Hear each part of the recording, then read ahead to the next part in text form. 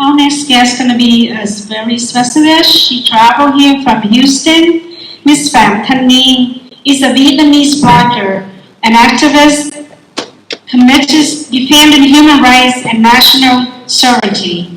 She was sentenced to 4 years in jails and 3 years under house arrest. She has focused her effort on environmental protection, freedom of expression, and advocated for Vietnam territorial integrity. Her activism led to involvement with several pro-democracy organizations, including former Vietnamese prisoner of Conscience Association, Block 8406, and the network of Vietnamese bloggers. Through her writing and advocacy, she's courageously challenged government, censorship, and repression, becoming vital voice with those fighting for greater freedom and justice in Vietnam. Mời chị Thanh Nghie.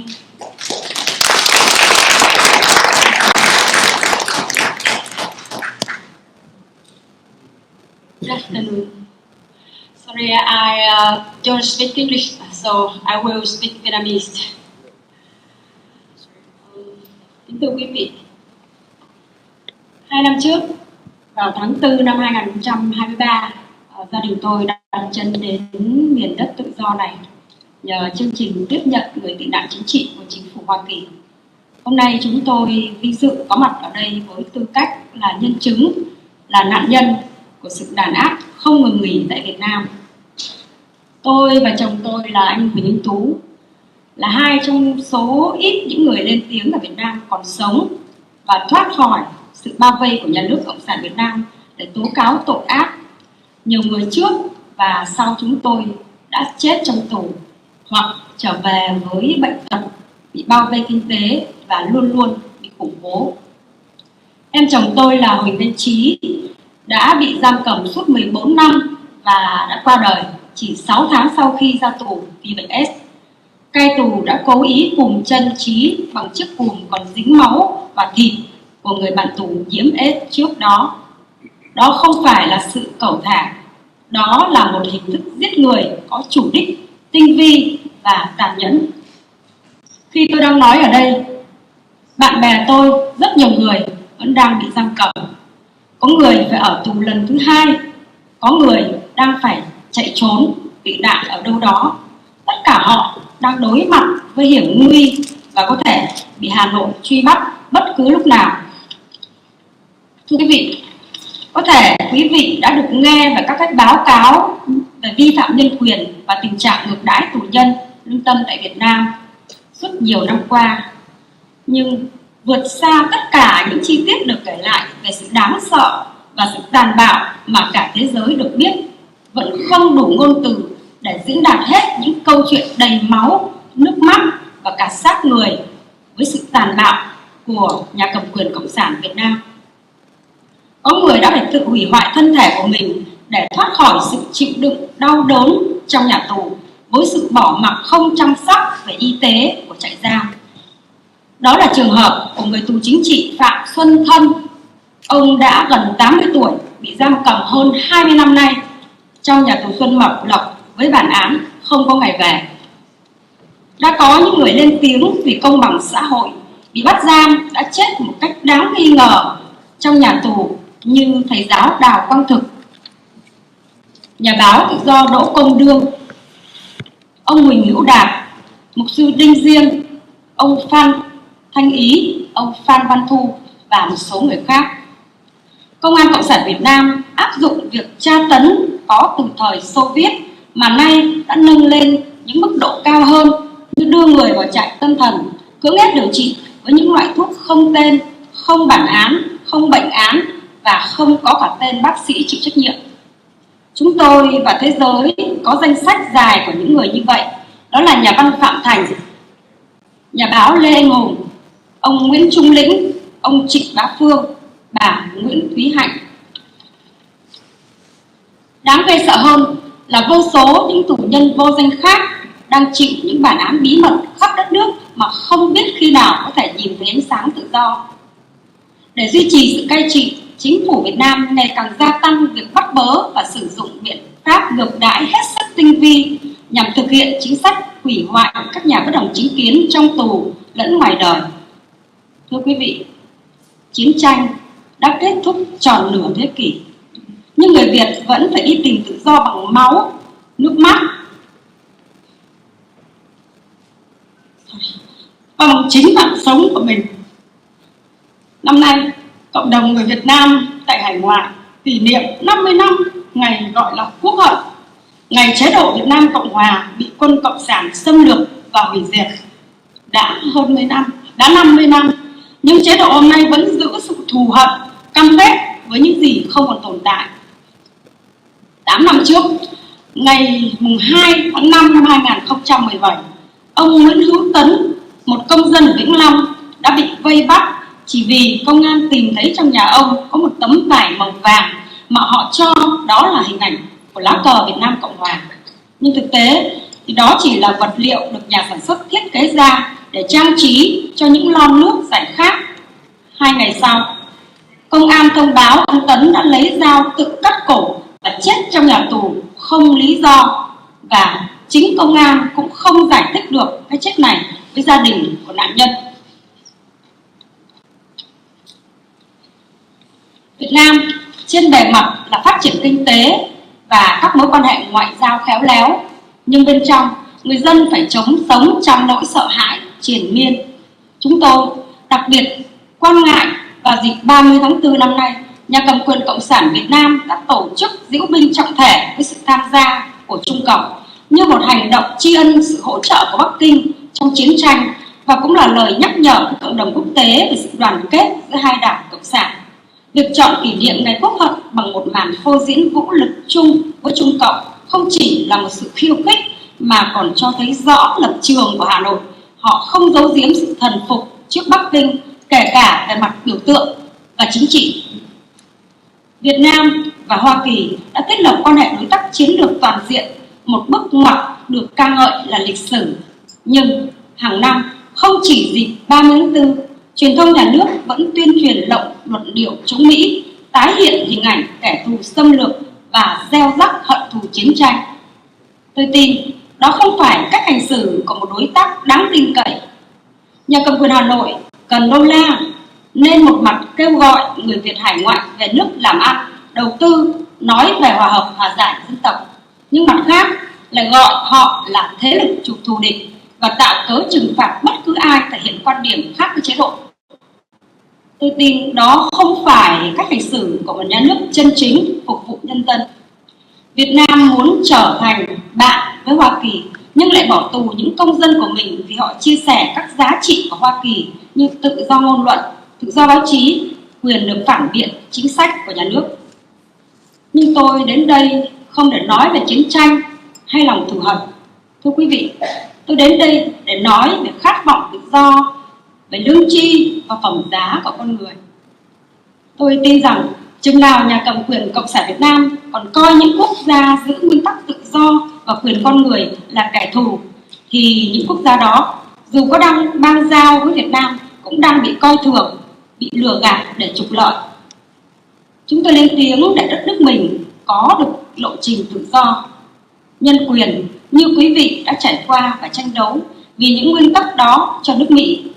Và vì vậy, chúng tôi mong mỏi sự ủng hộ của quý vị, của nước Mỹ trong con đường chung đi đến tương lai. Xin chân thành cảm ơn.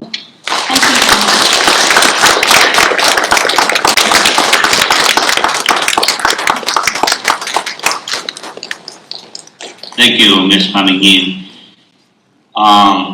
May I, ladies and gentlemen, may I have permission to translate all her script in detail?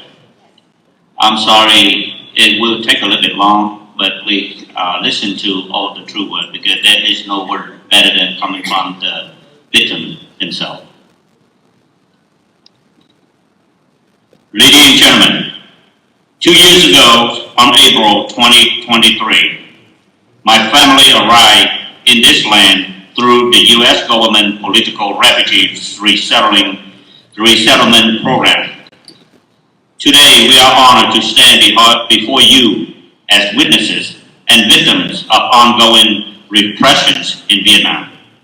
My husband and I are among the few who spoke out in Vietnam and lived to escape the grip of the communist regime, to expose its crimes. Many others before us and after us have perished in prisons or returned home only to face chronic illness, economic strangulation, and constant surveillance and harassment. My brother-in-law, Vinh was imprisoned for 14 years and died just 6 months after his release from complications related to AIDS. The prison guard had deliberately shackled his legs with chains still stained with blood and fled from another inmate known to be infected. This was not negligent. It was a calculated, cruel form of execution.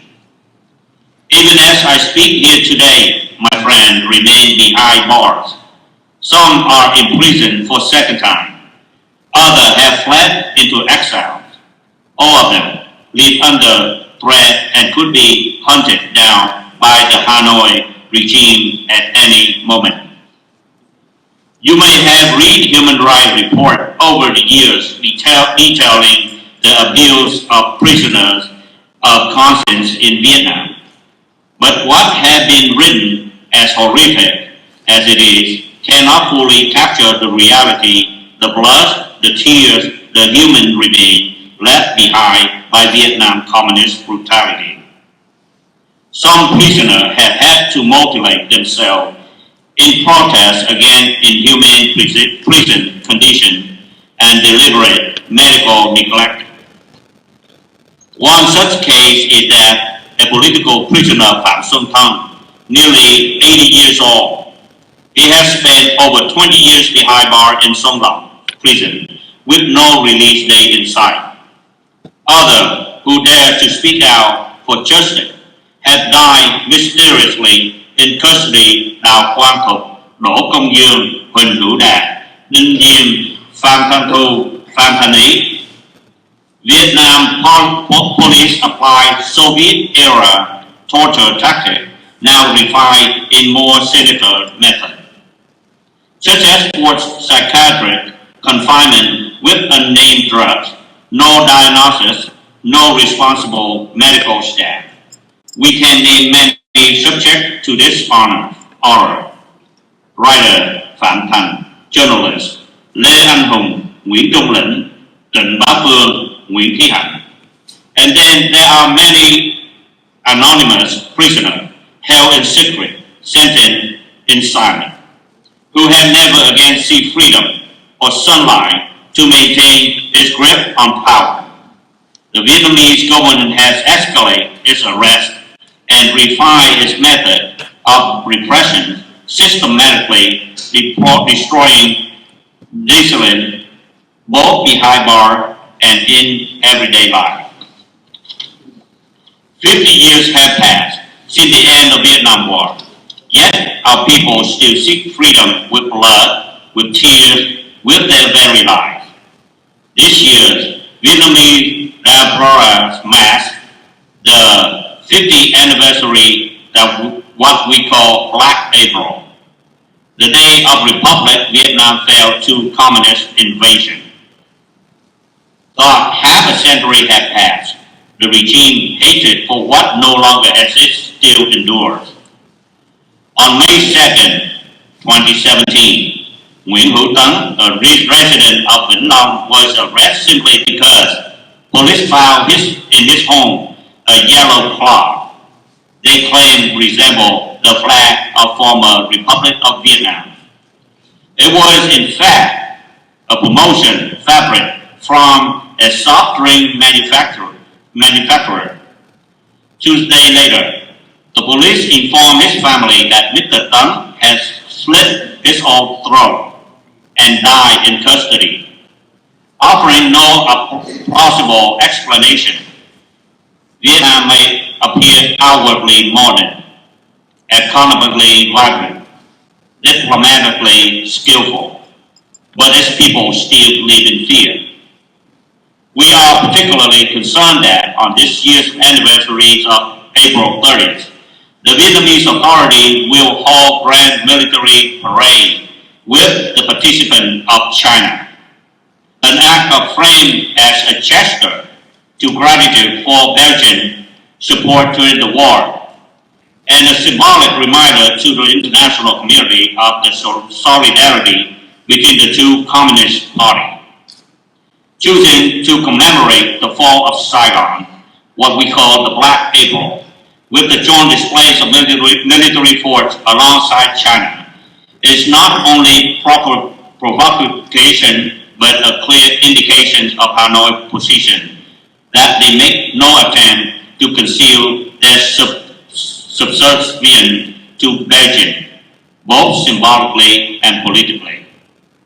Today, Vietnam and the United States are comprehensive strategic partners. The partnership heralds as historic.